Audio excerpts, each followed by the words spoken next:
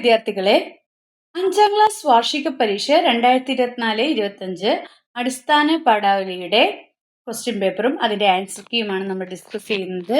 അപ്പോൾ മക്കൾ ആദ്യമായാണ് ഈ ചാനൽ കാണുന്നതെങ്കിൽ ചാനൽ ഒന്ന് സബ്സ്ക്രൈബ് ചെയ്യണേ. നമുക്ക് പ്രവർത്തനങ്ങളിലേക്ക് കിടക്കാം. ഫസ്റ്റ് പ്രവർത്തനം 1, വായിക്കാം എഴുതാം. മാളുവിൻ്റെ ഒരു ദിവസം, അതാണ് തലക്കെട്ട്. മാളു മുറ്റത്ത് കളിക്കുകയായിരുന്നു. പെട്ടെന്നാണ് മഴ ചാറാൻ തുടങ്ങിയത്. ഒപ്പം കാറ്റും വീശാൻ തുടങ്ങി. മുഖത്ത് മഴത്തുള്ളികൾ വീണു. കുറച്ചു നേരം കൂടി അവൾ അങ്ങനെ നടന്നു. മഴയ്ക്ക് ശക്തി കൂടിയപ്പോൾ വീടിന്റെ ഉമ്മറത്ത് കയറി കൈ നീട്ടി. കാലുകളിൽ വീണ മഴവെള്ളത്തെ തട്ടിക്കളഞ്ഞ് കളിച്ചുകൊണ്ടിരുന്നു. ആ കളി അവൾക്ക് ഇഷ്ടമായി. മഴ നനയാതെ അകത്തു കയറി ഇരിക്കുമാളൂ, അമ്മ വിളിച്ചു പറഞ്ഞു. അവൾ വീടിനുള്ളിൽ കയറി. അപ്പോൾ അമ്മ വീണ്ടും പറഞ്ഞു, നീ കുറെ തോണി ഉണ്ടാക്ക്. മാളു തോണി ഉണ്ടാക്കി തുടങ്ങി. മഴ പോയപ്പോൾ അവൾ മുറ്റത്തെ വെള്ളത്തിൽ തോണി ഒഴുക്കി കളിക്കാൻ തുടങ്ങി. തോണികൾ ഒഴുകി നടക്കുന്നത് കാണാൻ എന്ത് ഭംഗി! പെട്ടെന്നാണ് മാളുവിന്റെ ഏട്ടൻ വെള്ളത്തിലൂടെ സൈക്കിൾ ഓടിച്ചു പോയത്.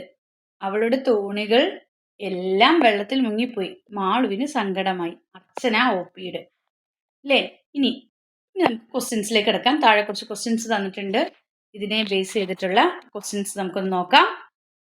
ആ കളി അവൾക്ക് ഇഷ്ടമായി. ഏത് കളിയാണ് അവൾക്ക് ഇഷ്ടമായത്? മഴവെള്ളത്തെ തട്ടിക്കളഞ്ഞു കളിക്കുന്ന കളി, ഏട്ടനുമായുള്ള കളി, അമ്മയുമൊത്തുള്ള കളി, കൂട്ടുകാരുമൊത്തുള്ള കളി. ഏതാണ്? മഴവെള്ളത്തെ തട്ടിക്കളഞ്ഞു കളിക്കുന്ന കളി അല്ലേ. ഇനി നീ കുറെ തോണി ഉണ്ടാക്ക് എന്ന് പറഞ്ഞതാര്? ഏട്ടൻ, അച്ഛൻ, അമ്മ, മാളു. ആരാണ്?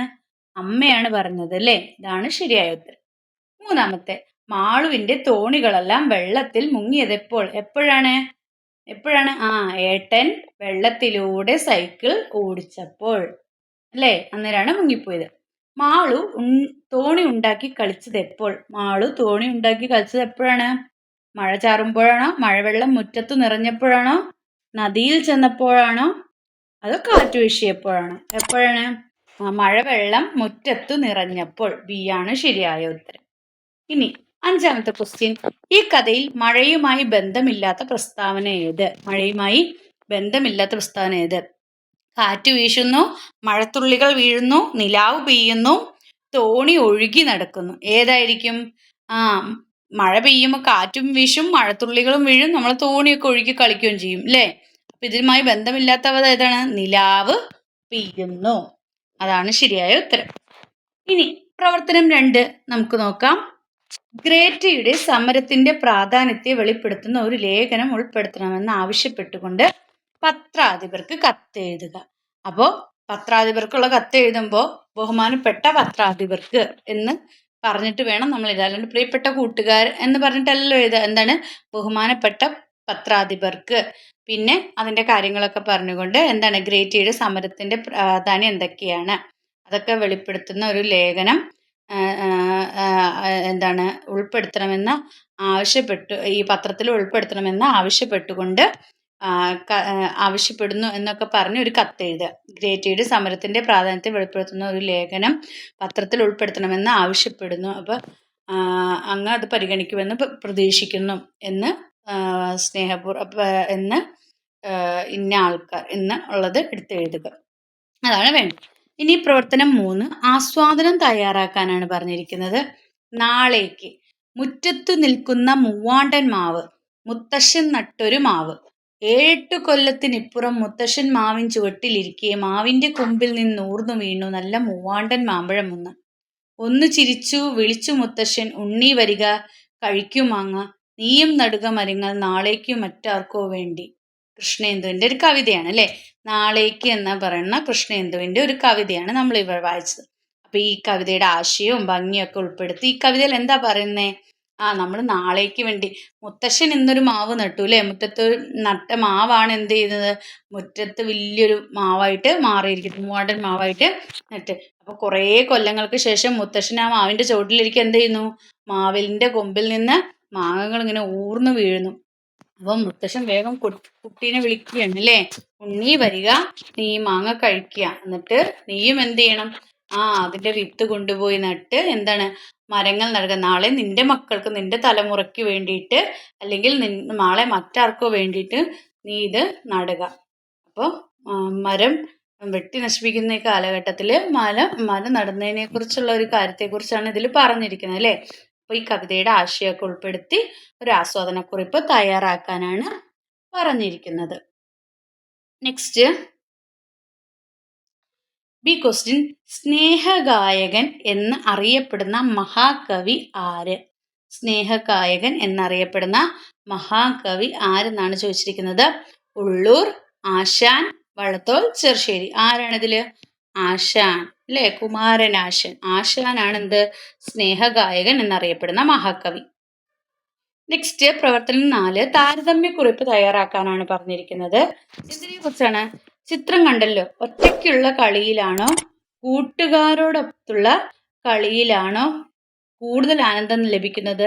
താരതമ്യം ചെയ്ത് കുറിപ്പ് തയ്യാറാക്കാനാണ് പറഞ്ഞത്. അപ്പൊ ഈ ചിത്രമൊക്കെ വിശകലനം ചെയ്ത് ഇവിടെ എന്താ ചെയ്യുന്നേ? ഒരു കുട്ടി ഒറ്റയ്ക്ക് ഇരുന്ന് മൊബൈല് കാണുന്നു, മറ്റെല്ലാവരും എന്ത് ചെയ്യുന്നു? അവിടെ ഒന്നിച്ചിരുന്ന് കളിക്കുകയാണ് അല്ലേ. അപ്പോൾ കൂടുതൽ നമുക്ക് ആസ്വാദനം ലഭിക്കുന്ന എപ്പോഴാണ്? നമ്മളെല്ലാവരും ഒരുമിച്ച് കളിക്കുമ്പോഴാണ് അല്ലേ. ഒറ്റയ്ക്ക് ഇരിക്കുമ്പോൾ നമുക്ക് പരസ്പരം അങ്ങോട്ടും ഇങ്ങോട്ടും ആരെയും അറിയാൻ പറ്റില്ല. നമ്മുടെ കായിക ശക്തിയും മാനസികാരോഗ്യം ഒക്കെ അല്ലേ ഒക്കെ വർദ്ധിക്കും ഇത്തരം കളിയിലൂടെ അല്ലേ. കൂട്ടുകാരോടൊത്തൊന്നിച്ചുള്ള കളികളിലൂടെ നമ്മുടെ ബുദ്ധിവികാസവും മാനസികാരോഗ്യവും ഒക്കെ എന്താണ് വികസിക്കുകയാണ്. എല്ലാവരെയും ഒരുപോലെ കാണാനുള്ള കഴിവൊക്കെ. ഒറ്റയ്ക്കാണെങ്കിൽ നമ്മൾ എപ്പോഴും എന്തായിരിക്കും? ഒറ്റപ്പെട്ട് നിൽക്കേണ്ടതായിട്ട് വരും. ഒരുപാട് ബുദ്ധിമുട്ടുകൾ അതുമൂലം ഉണ്ടാവും. അപ്പം ഒറ്റയ്ക്കുള്ള കളിയിലാണോ കൂട്ടുകാരോടൊത്തുള്ള കളിയിലാണോ കൂടുതൽ ആനന്ദം ലഭിക്കുക? കൂട്ടുകൂടി കളിക്കുമ്പോഴാണ് അല്ലേ. അപ്പം ഈ രണ്ട് ഇതും തമ്മിൽ താരതമ്യം ചെയ്ത് കുറിപ്പ് തയ്യാറാക്കാനാണ് പറഞ്ഞിരിക്കുന്നത്. ഇനി നെക്സ്റ്റ് ബി ക്വസ്റ്റ്യൻ, കായികമേളയിലെ വിജയികൾക്ക് സമ്മാനമായി ലഭിച്ചത് എന്ത്? എന്താണ് കായികമേളയിലെ വിജയികൾക്ക് സമ്മാനമായി ലഭിച്ചത്? ട്രോഫി, മെഡൽ, പച്ചക്കറി, പൂക്കൾ. എന്താണ് മക്കളെ? പച്ചക്കറിയാണ് എന്താണ് വിജയികൾക്ക് സമ്മാനമായി ലഭിച്ചത്. ഇനി പ്രവർത്തനം 5, വിശകലന കുറിപ്പ് തയ്യാറാക്കാനാണ് പറഞ്ഞിരിക്കുന്നത്. എന്നാലും ഞങ്ങൾ പിടിച്ചു നിൽക്കും, കൊന്നാലും വീണ്ടും മുളച്ചു പൂക്കും. ഒന്നല്ലൊരു കോടി മാവേലിമാർ എന്ന കവിതയിലെ ഈ വരികളുടെ ആശയവുമായി ബന്ധപ്പെട്ട് തീയിൽ കുരുത്തത് വെയിലത്ത് വാടില്ല എന്ന പഴഞ്ചൊല്ലിനെ വിശകലനം ചെയ്ത് കുറിപ്പ് തയ്യാറാക്കുക അല്ലേ. എന്താണ്? തീയിൽ കുരുത്തത് വെയിലത്ത് വാടില്ല എന്നാൽ എന്താണ്? എന്ത് പ്രശ്നം ഉണ്ടായാലും എന്ത് ചെയ്യും? നമ്മൾ പിടിച്ചു നിൽക്കും, കൊന്നാലും നമ്മൾ എന്ത് ചെയ്യും? വീണ്ടും മുളച്ചു പൂക്കും അല്ലേ. വീണ്ടും മുളച്ചു പൂക്കും.